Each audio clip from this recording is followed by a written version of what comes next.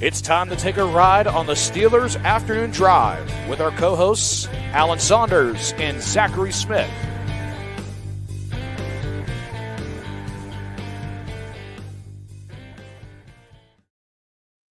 Welcome into another Steelers Afternoon Drive. I'm Zachary Smith. That is Alan Saunders. Alan, how we doing? Did you see this huge trade, Smitty? Yeah, the one with the Browns and Texans. Yeah, I will say it sets up two things, right? That could be for the Browns a slight trade back into round one tonight, and for the Texans, it gives them they got one more pick in 2025, I think, right? Out of that, so maybe it's for them to make a slight trade up tonight. I don't know. I think maybe both of them, it's a move to set up another move. Literally as we started recording, got a text from a friend of the show, Pat Fryman. He said, "So what are we hearing?" I texted him back and said, "Listening to Steelers Afternoon Drive's intro right now. What's up?" I haven't heard much today. It's been pretty quiet. Yeah, out of the south same. side. Mm-hmm. Yeah, that's what I said, all joking aside, literally what you just said there. Not much coming out of today. And I think that's kind of been like the theme in general. Like I was talking with people about this when we were doing a full first round mock draft for all the teams. I mentioned this before, but my good friend Drew Hannes puts together these sheets every year, like pre-draft interest from every team in the NFL, not just the Steelers. And I'm going through it, and it's like some of these teams, man, it's so hard to find the information on them. It seems like a lot of teams keep things close to the vest, and like the pre-draft visits they have, the 30 visits or whatever you want to call them, they weren't using them on like potential first round picks. They were as opposed to guys that we think might go day 2, day 3 even. So like those first round picks really seem to be like kept under wraps. Why do you think that is? Is that more of a we've talked about the strength of the class maybe not being there either, so like I don't know if that plays into it. I don't know what to make of this draft cycle. I'm just completely out of the loop, I feel like.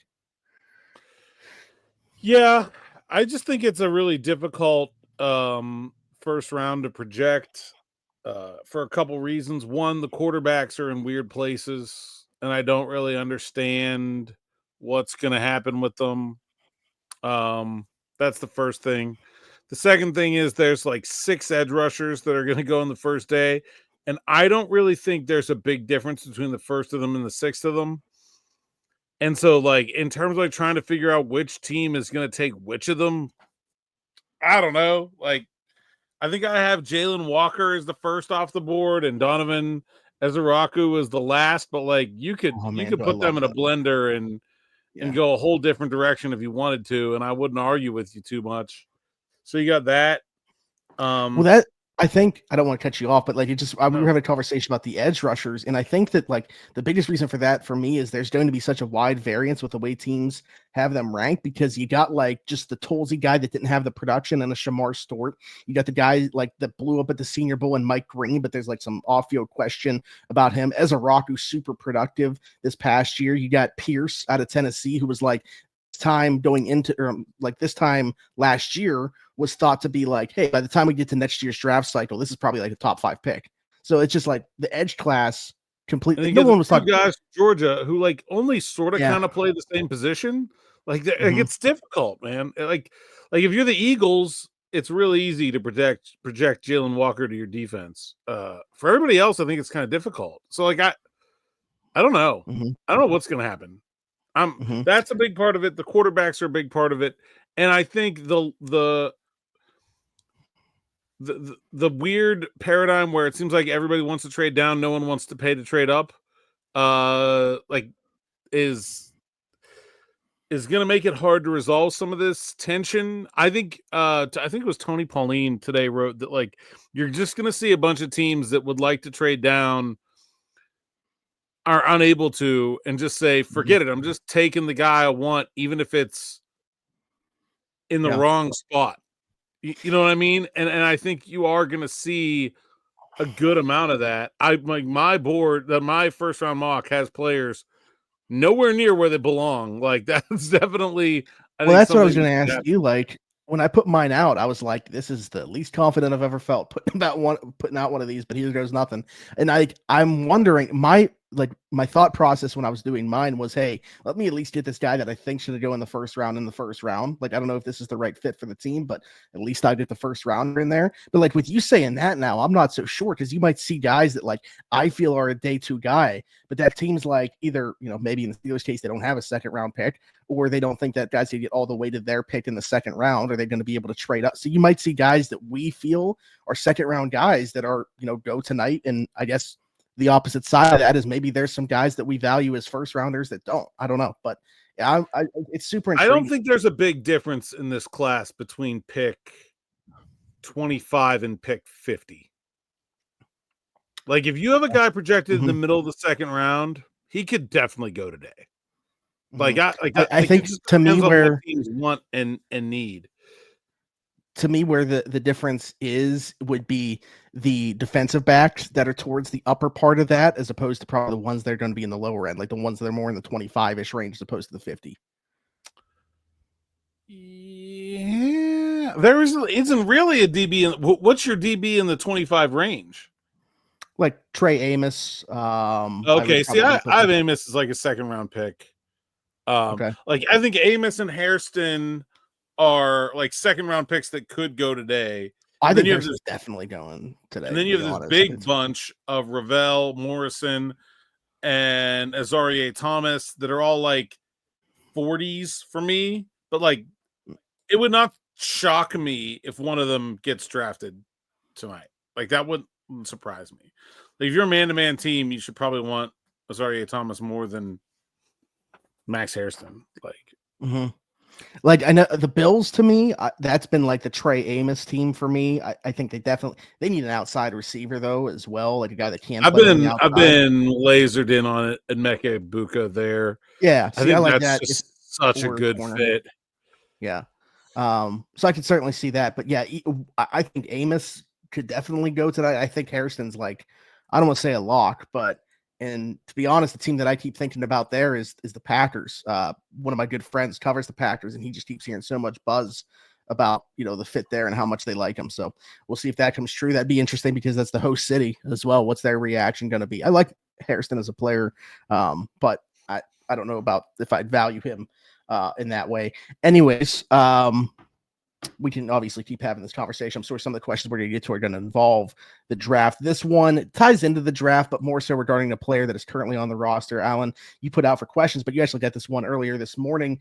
Talked a little bit about a potential George Pickens trade with some information coming out about it yesterday from Jordan Schultz, but you got a message from Adam Madison here.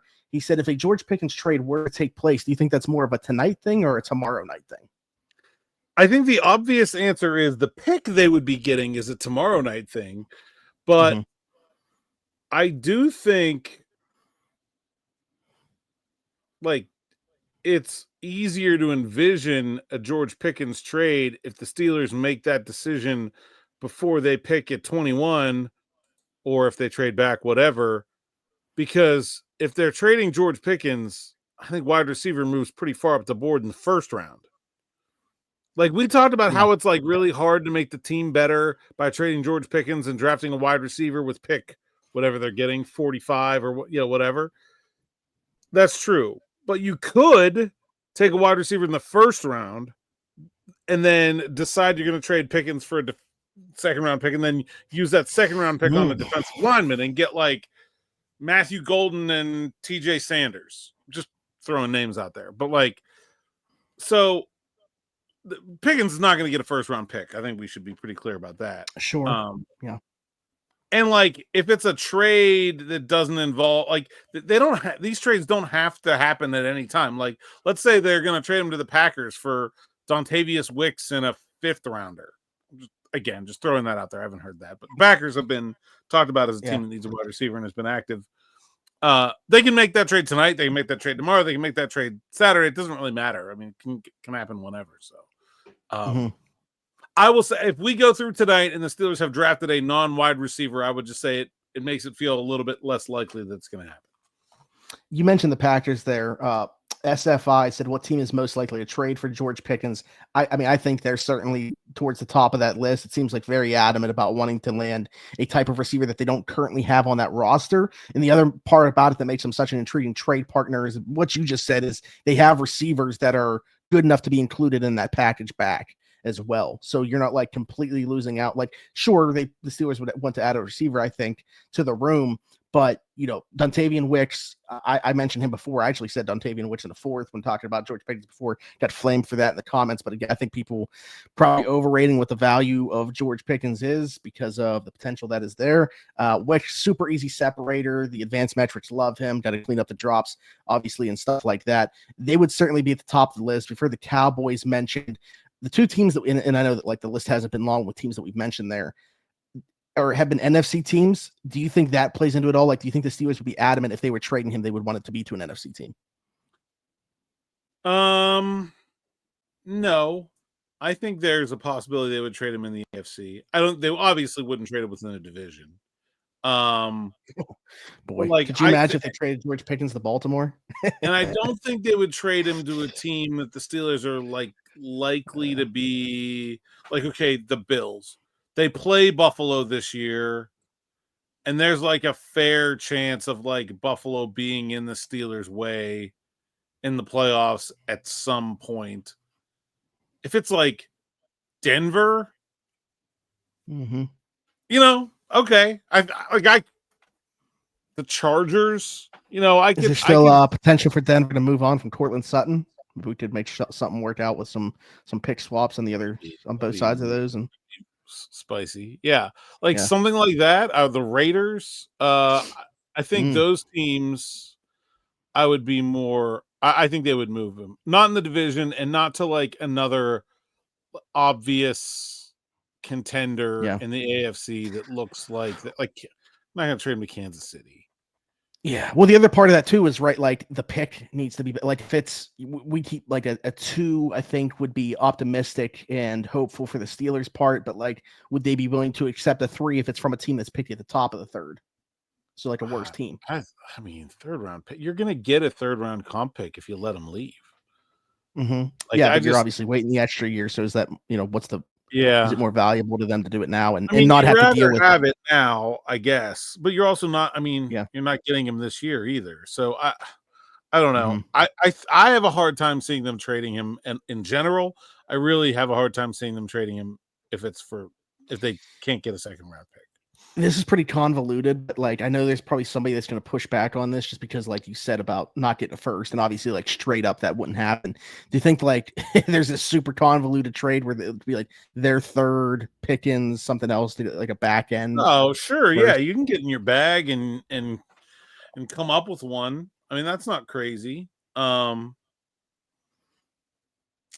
Like it would have like the scenario for that, and I don't know. I'd have to look at the draft. But like, if there's end up going like 5 draft picks this year, is there like a team picking late in the first that doesn't have its second?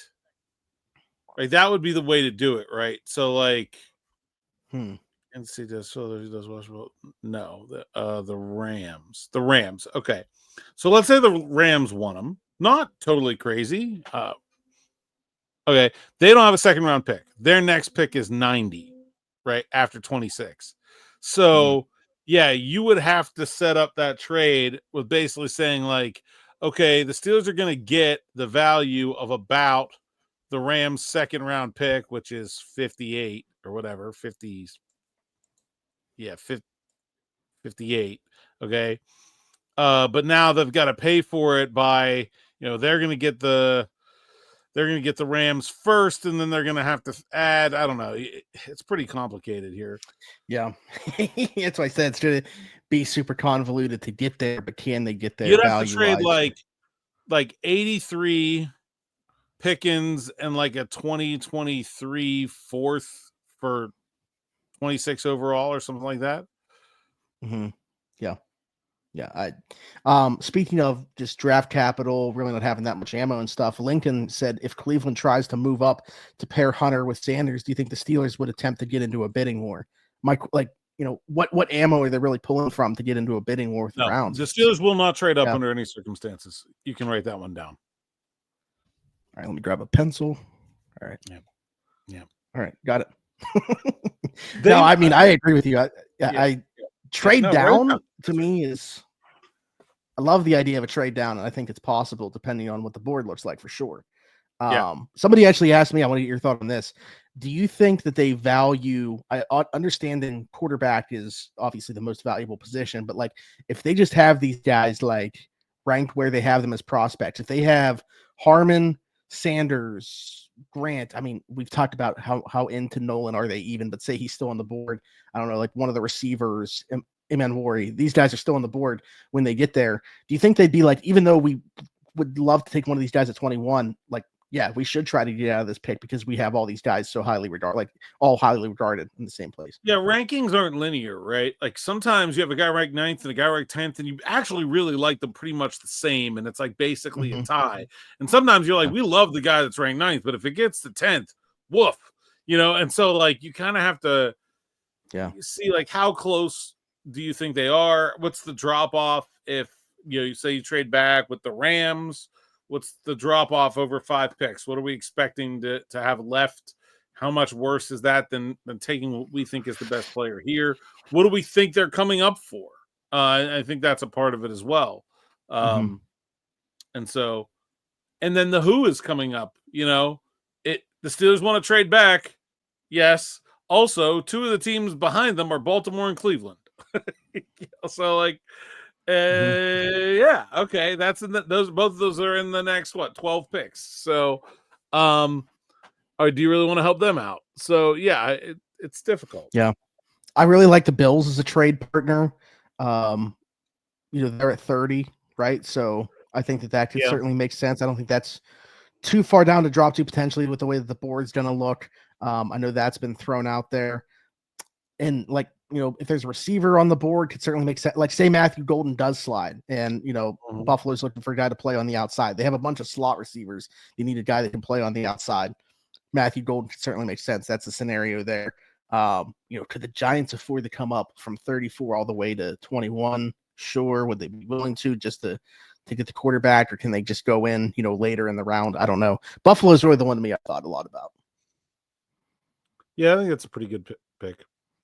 All right, continuing on here. Would you rather stay at 21 or trade back to pick up another day 2 pick? I mean, we've kind of touched on this already, but and this is like, to me, I don't want to with 100% certainty, but pretty close to, because it's typically in most years, this question is impossible to answer without knowing what the board looks like, right? But like, yeah, it's like almost impossible to come up with a board where I wouldn't say trade back. Yeah, the real question is there anyone that wants to come up? I think that's the hard, like, I think the Steelers will almost definitely, no matter what the board is, at least consider, make some calls and see what they could get for trading back. I think the real question will be, is anybody going to make it worth their time? We got a couple people that want to put us on the spot here, which we always love when that happens. One of them is with the site too, so we appreciate you putting on the spot here, Joe. But we'll go to Matt's first. Will the Steelers end tonight with the same amount of draft picks that they started the night with? So basically, do you think they trade? Yeah, I mean, I'll say probably not. I think they'll trade back. Okay, all right, there we go. I'm gonna say yes. I think they trade back at some point tomorrow. Trade back, or they could make another trade today. So I'll say there's 2 options there. And Job said, how many defensive linemen will the Steelers have by Saturday night from the draft? 2. Double dipping at defensive line. All right. So I'm of them. Okay. If I'm thinking, I think they're going to trade back at some point, but it's hard to, I'll go with the double dip as well. I'm going to say they had to. That's kind of been my mindset the whole time. If they only have 6 picks the entire way through, I'm a little skeptical on that, but I think at some point they'll acquire another pick. Just now noticed this name. Omar Construction Inc. said, if the Steelers pass on, Omar Construct. I like that, honestly. Yeah. Please ask your question every episode so I can say that. If the Steelers pass on QB, DL, and running back at 21, would Loveland be a better option for this offense than any wide receiver that's available? No, I think Golden and I think Igbuka would both be better for the Steelers. I think Golden, I think you're definitely trying to trade back there at that point because Loveland's not that big of a need for the Steelers. But I think Golden and Loveland are pretty equivalent value. Igbuka's probably lower, but I think he's such a better fit for the Steelers that they would still take him over Loveland. Yeah, fit comes into play, obviously, for me here. Colston Loveland's one of my favorite players in this class. Finishes the 7th overall player for me. It's like Florio, Pro Football Talk, Mike Florio mocked him to the Steelers. And I was like, I mean, this ain't happening, but I kind of love the fact that somebody did this. I'd just be curious as to how it would all work out, just in terms of like pass catchers. If you weren't trying to, obviously, like the fit matters, but if you weren't worried about that, like that be damned, you're just looking for the best pass catcher. I have a hard time thinking wouldn't be the best one. I just don't think he's even going to be there to have that conversation. I think he's better than Warren. I would have him as my first tight end off the board. Yeah, he ended up finishing this. I mean, they're neck and neck, but in terms of where I have them ranked, but I like Loveland a little bit more, which is crazy because like at the beginning I didn't think that. I guess I should have known Michigan's passing offense not very good, but like man, did it hold him back in a big way. Along with the injury, obviously. Brandon says, who would you consider a dark horse pick at 21 that no one is considering? There isn't one. Yeah. Gray's able. Yeah. But like even the ones that I want to say, it's been mentioned, right? Like if you want to say like Nicky Manwari or Travion Henderson. Malachi Starks, I think almost no one is really like more people are talking about him Manwari than Starks, and that's probably the wrong way around, right? Like Starks is a better player, and if he's there at 21, and he's gonna end up being a Baltimore Raven. That's the I think Baltimore's going to edge in the first round. I had Mike Green going in my mock. I think that's probably the one that that could actually happen that the fewest people are talking about. I'm curious if that Baltimore pick ends up being right, because I felt very strongly about 2 picks outside of the top 10 player team fits. The one is Jahad Campbell going to Tampa Bay, and the other one is Malachi Starks going to Baltimore. Okay. I felt pretty good about Walter Nolan going to Cincinnati for a long time. Oh my God. I really think that one's happening. And Igbuka to Buffalo at 30. I think those two, I really like I feel good about those down the stretch there. Walter Nolan actually brings up a good question here, because this question didn't have his name in it, but I think he plays into this as well. This one's from YouTube though. Benjamin said, I've seen a weird paradox regarding Derek Harmon last couple of weeks here, and a lot of teams are lower on him, but then there's some buzz he won't even make it to the Steelers at 21. If he does get to 21, I'd be really nervous if they trade back, although at this point trusting Omar and Andy to make smart moves, like why does this happen where guys have these wide ranges? And I think that there can be different reasons. In Harmon's case, obviously you're baking in a little bit of a medical red flag here that popped up with the shoulder thing that he's got going on. But I mean, teams have, different boards to begin with, and they're going to value different players. But the reason that I said about Walter Nolan there too, is just because he's a guy like, he's getting some top 10 buzz, seen him mocked, in Schrager's and Dane Brugler's, and Dan Jeremiah's talking about pick 11 potentially with the 49ers for him, which is actually where I ended up sneaking him. I did think about that. That's where I ended up putting him at. But it's just, it goes to show you like the wide range of players, because there are teams that I know are either lower on Nolan because of the way that he handled this pre-draft process, potentially not even like on their board. So like, can you speak to that at all in terms of just like this wide range that we'll see for these players? Yeah, I think the wide range happens when you have off the field stuff, whether it's medical or personality, things like that, because teams, one, place different levels of importance on those two things, and also two, evaluate them differently. And sometimes it's not even a different evaluation. It's just a different, what are you looking for? If you are the New England Patriots and you're looking to add a wide receiver and you have 2 options, and one is Emeka Egbuka, this wonderful teammate, leader, gonna be like the best friend of your young quarterback Drake May, and like the other one is just like some just like, classic diva wide receiver shithead, like, that's going to matter to you. You're going to be like, we're building something here. We want some good feelings. We want guys to get along. If you're the Buffalo Bills, you're like, forget it. Give me the jerk. We're trying to win a Super Bowl here. Like, so, like, it does, like, some teams, those things matter. Some teams that don't. Some teams are more willing to accept risk when it comes to injury than others. And so, yeah, I think that's why you have this wide split on some guys. Usually it's because of off the field stuff. Or sometimes you'll actually see, like, teams just as a whole feel very differently about a player than the sort of draft public does. And that'll be because usually because of something that is not on the tape. Yeah, absolutely. I mean, kind of talk like an extension of what you're saying there with like the teams where they're at in their place. Also, I think like, do you have a long tenured head coach? Do you have a first year head coach that's trying to build like a culture, or is that already in place? Like that situations are obviously going to matter for the way that these teams look at that. And I think that's I think there are teams that don't have Shedeur Sanders on their board because of Dion. It literally has nothing to do with Shedeur Sanders' playing ability whatsoever. They don't have him on their board because of Dion. I'm actually pretty sure that that's why the Giants and the Browns are not going to take him at 2 or 3. That just Dion, first year head coach for New Orleans situations. Yeah, they don't want to deal with it. Yeah, I mean, hey, it's their right to do so. Garrett's again putting us on the spot here. Let's say pick 21 rolls around. Only people there are Harmon and Loveland. The Chiefs call an offer their first, second, sixth, and then we'd swap 7th rounders where they're moving up. Is that something that you would consider? You're getting the Chiefs second to go down. You swap. You're getting a second and a 6th. You're swapping 1st and 7ths. You're getting a 2nd and a 6th. Heck yeah. Heck yeah, I'd do that. So that is.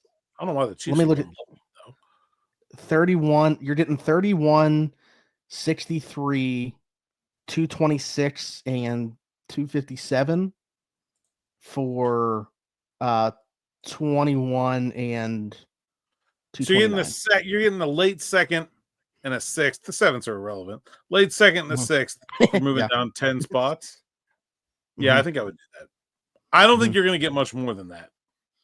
That sounds pretty good to me. I mean, I get it. Like, I mean, man, I'll be honest. I might counter offer and say, make it like a 26 4th instead of the 6th. Yeah. Okay. Man, more 26 ammo. Yeah. I might do that instead.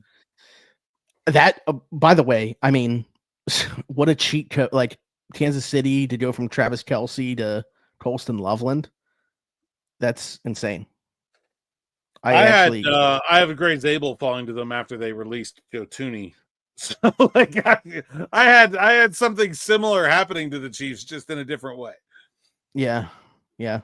Just immediately, the transition that they can take place there. But man, like this one that just came in from Steel E-Man.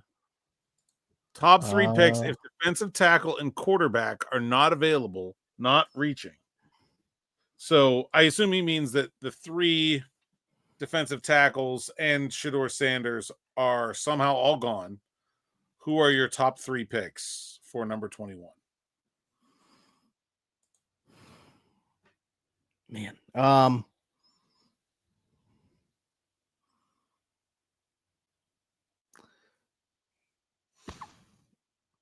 like I assume it's got to be like players we think are going to be there, or could it even be like a somewhat possibility that they're there?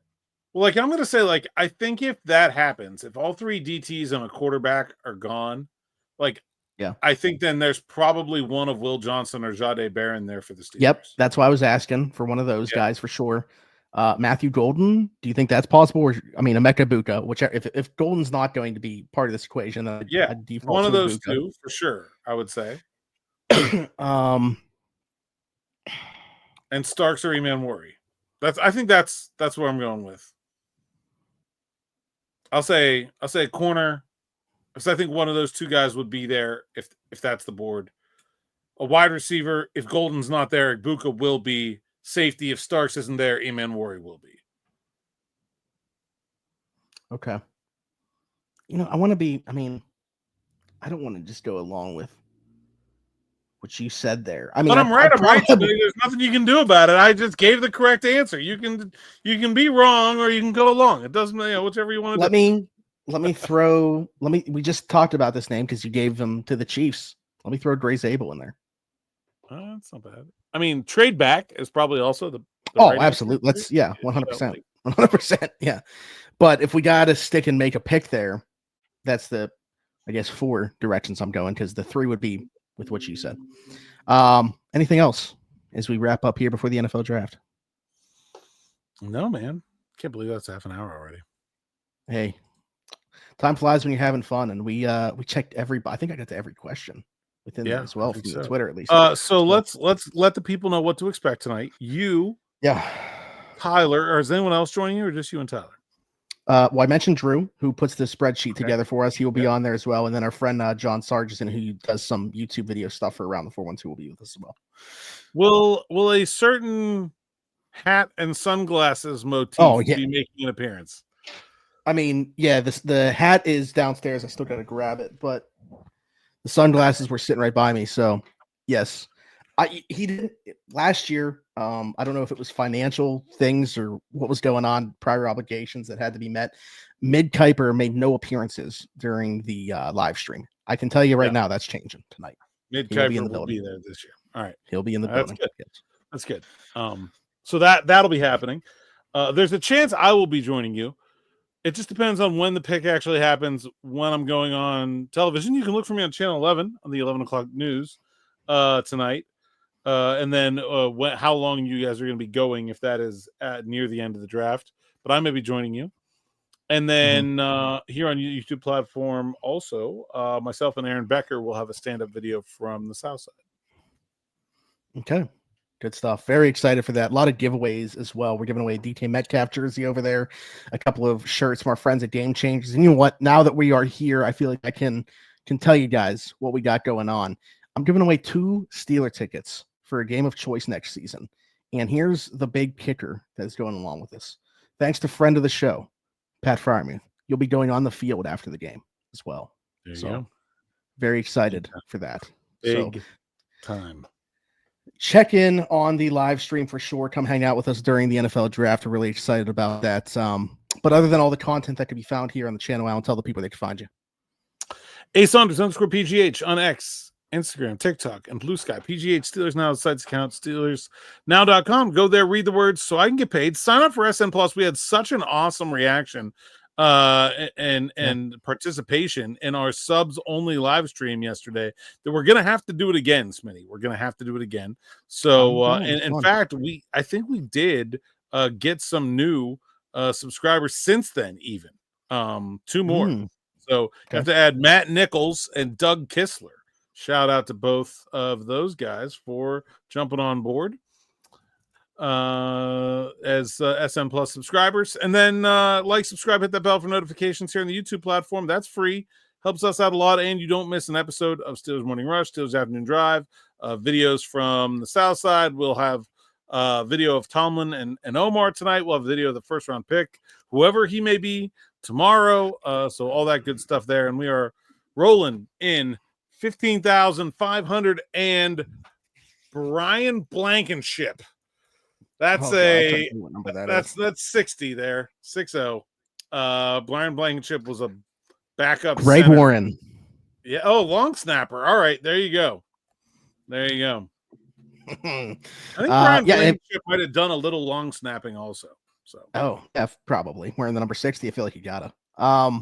Be sure to hit that notification bell. That notification bell, very important, because it will also tell you when we go live tonight as well. So if you got that, you'll know exactly when we go live. Get in there again, get a chance to win some of the prizes that we got going on over there during the course of the NFL draft live stream tonight. So do that. If you're listening somewhere else, Apple, Spotify, wherever your podcast from, be sure to leave a 5-star review and subscribe over there. Just search Steelers Afternoon Drive. Do the same thing over on TikTok, and then you'll find me everywhere. Zachary Smith, PGH, for Alan Saunders and myself. Thanks for jumping in. Take another ride on the Steelers Afternoon Drive.